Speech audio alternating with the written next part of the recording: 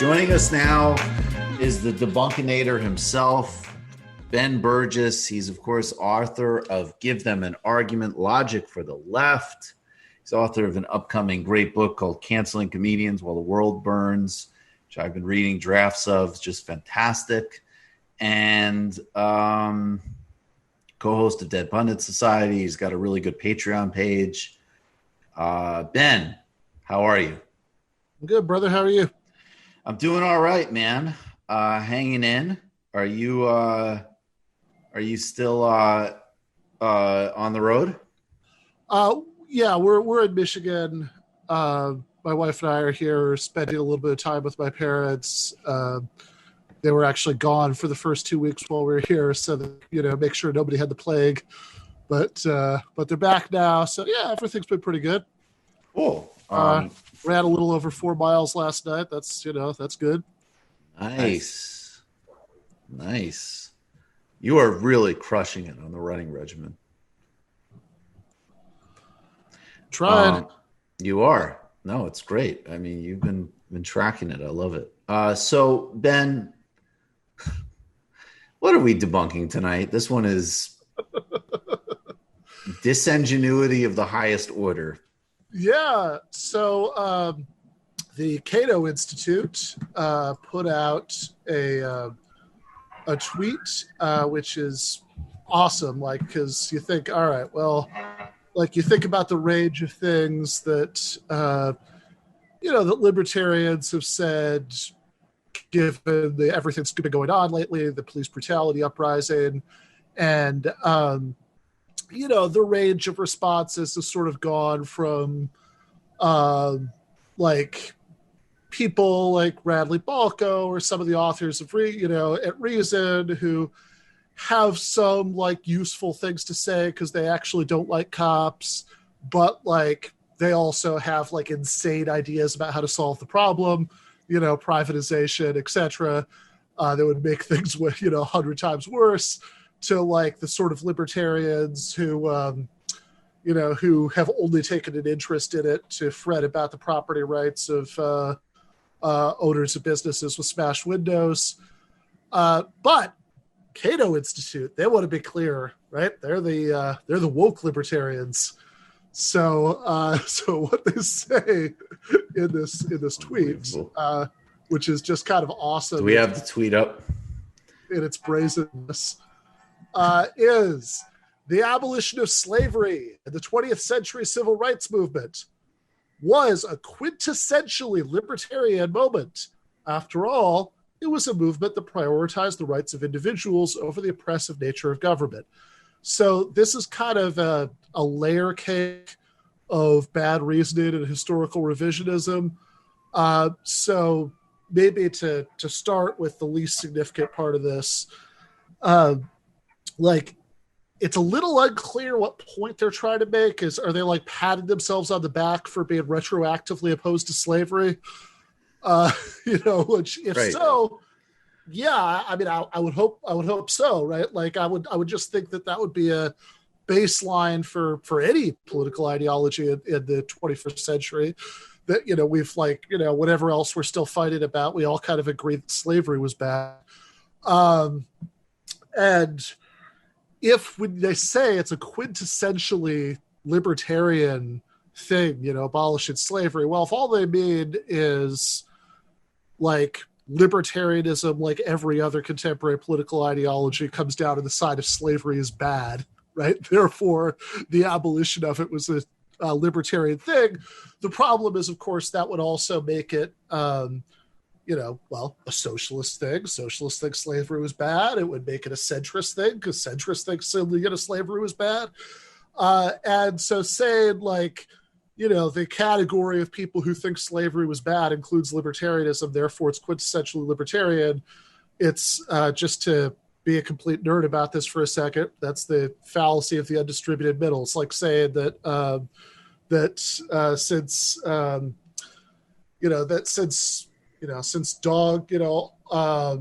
all dogs are mammals, and all cats are mammals, then all cats are dogs, right? It's just stupid on that level, right? But then Also, if you go to the article, and I'm not recommending that anybody spend their time this way, but if you do, right, then what you'll find is a lot of stuff where they basically say, like, anybody in the 19th century who used the phrase natural rights was basically a proto-libertarian because they talk that way. And of course, look, we could some other time do a deep dive on the history of philosophical liberalism, some strands of which inform libertarianism, some strands of which inform, the kind of liberalism that we all mean when we say that liberalism sucks. Some strands of which are actually very congenial to socialism, right? It's a long, complicated history. But also, more to the point and more immediately, defenders of slavery also use that language. So if you're going to say that you get some sort of retroactive credit for the fact that abolitionists talk this way, then you also have to, get into the fact that antebellum slavery apologists talk this way. Right. Very much so. Read the founding documents of the Confederacy. But then, also, at the next layer up, look at the reason they give for saying that it's quintessentially libertarian. And by the way, if we're going to talk about what somebody thought of the 19th century, well, calling anybody in the 19th century a libertarian is a little bit anachronistic because, that's really not something that developed in the form we know it now until a little bit later. You know what did exist in the 19th century? Marxism. Karl Marx, in fact, existed in the 19th century and was an enthusiastic supporter of the struggle against slavery. There was a former member of the Communist League with him in Germany, August Willich, who was a general in the Union Army during the Civil War. There were tons of German socialist emigres, in the Union Army. So again, if we're going to play that game, which is a pretty stupid game, I think we win. But beyond that, the reason... You win all games, stupid and otherwise. Yes. Yeah, the reason it's the 90s Chicago Bulls, absolutely. That's right. But also, the reason they give for saying this is quintessentially libertarian is that it's prioritizing the rights of individuals over the power of the government, which is real confusing because if you recall how slavery worked, slaves were not by and large owned by the government, right? Slaves were owned by private individuals. So actually, right? If you're going to win in Rome, right? When speaking to libertarians, say, what abolitionism was opposing a certain private property claim that, and you could say, but that property regime was enforced by the government, but so what? So is modern capitalism. Right? All property regimes that ever exist are enforced by the government.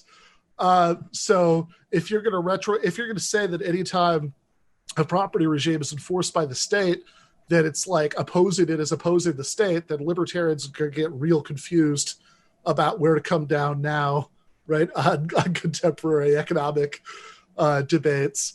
And in fact, if you want to pull up the clip for the outline, because remember, there are two examples of this tweet. One is about slavery, and the other is about the civil rights movement. And now the civil rights movement, again, lots of socialists and communists in the civil rights movement, right? In fact, I would go so far as to say that any history of the civil rights movement that writes out all the socialist and communist involvement is a sanitized fairy tale, right? That was a huge part of that history. Not a lot of involvement by libertarians, and there were definitely some libertarians by then. Milton Friedman, for example, existed then, and he supported Barry Goldwater. But maybe libertarians have learned, right? It's been a long time since the civil rights movement, and that brings us to this gentleman here, who's one of the most prominent. Sometimes he calls himself a libertarian Republican, but he's somebody who is generally considered one of the leading lights of contemporary mainstream libertarianism. Amendment as well. Should Woolworth lunch counters should have been allowed to stay segregated?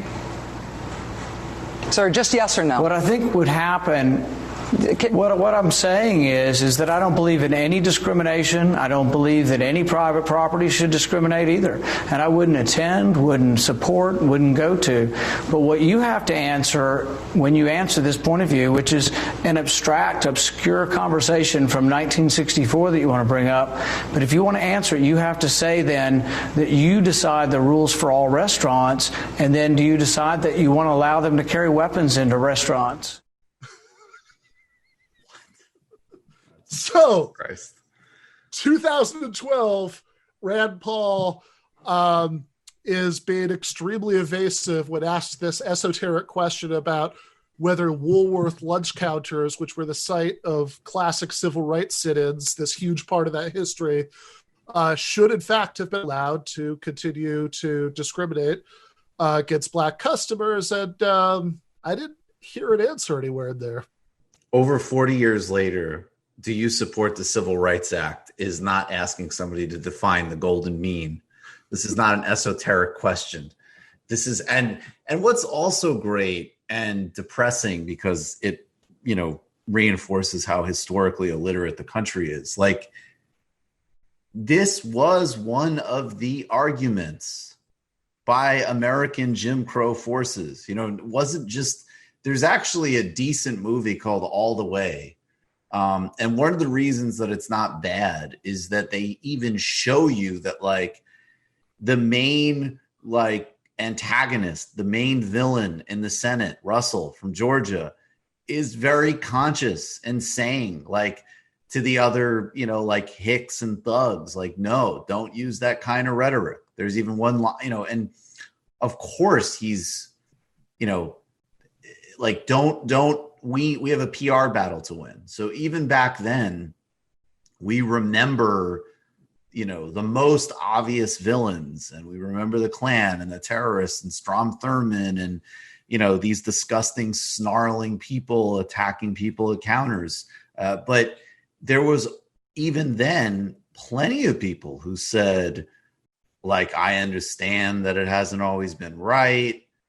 I think that we need to be better. Barry Goldwater explicitly in 1964 ran on this type of campaign, that segregation is a wrong, but we cannot give the federal government this sort of power. So, not only is this not esoteric, this is a major current of the argument against civil rights. And it also goes back to two, and it's funny because you said, most people oppose slavery today. I mean, I have toiled enough hours in the beginning, or whatever it was, the beginning of my career, the Majority Report, and I've heard enough libertarian debates to know that we do not all oppose slavery. And I think that, and that basic history of a revolution that's predicated on state autonomy versus a change that happens in the Civil War that shifts with the 14th and 15th Amendments for certain sanctified rights for each individual. That really is the shift. And ironically, for all of the, language of individualism, this is a states' rights tradition, and not in the sort of, cool localism, have some discretion sense, which I support, but the actual full bona fide federal government cannot stop me from practicing apartheid variety. So yeah, fuck the Cato Institute. Absolutely. Right. And actually, and yes, right. That is a fair point. I think that the sort of slavery, where you're born into slavery, it's racialized like that. I think, God knows, I would not be surprised if some lunatic who called H.R. Sam Cedar, still defends that, right? Well, no, they would say it wasn't right, but a state should be able to do it. Yeah, right. And actually, even beyond that, right? Robert Nozick, is one of the most important libertarian philosophers of the 20th century, right? His book about libertarianism, Anarchy, State, and Utopia, is taught in college classes all over the place. And it's one footnote somewhere or something, but in it, he does embrace the idea that that slavery that results from a voluntary contract, would be fine. right? You know, like he Yeah. says that, you know, Those old voluntary contract slavery deals. Absolutely. Well, unfortunately, there's a big line of people that do want to turn absolutely everything into life into a contract, from libertarians to liberals to technocrats. But we will fight on. Ben Burgis, thank you for the debunk, brother. All right. Thank you, Michael. Appreciate it. You just watched a Michael Brooks show video. Subscribe to get them all. Why wouldn't you? Don't be foolish. Click subscribe below and become a patron as well. Patreon.com/TMBS. Thanks, everybody.